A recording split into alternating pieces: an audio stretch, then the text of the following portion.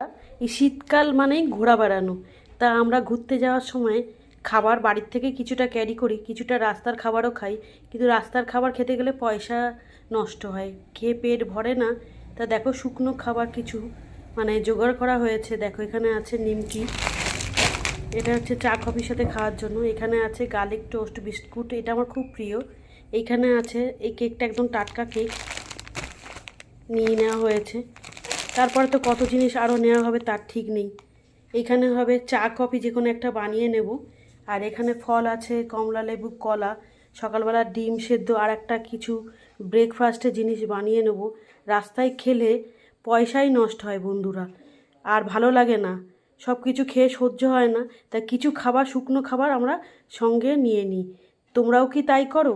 আর extra bag তো একটা যাবেই, তার সাথে তো লাগেজ থাকেই, তাই না বন্ধুরা? রাখি ভিডিওটা এখানে, দেখা হবে অন্য কোনো ভিডিওতে, অন্য কোনো রেসিপি নিয়ে বা টপিক নিয়ে। টাটা। একটু ভিডিওগুলো দেখো সম্পূর্ণ।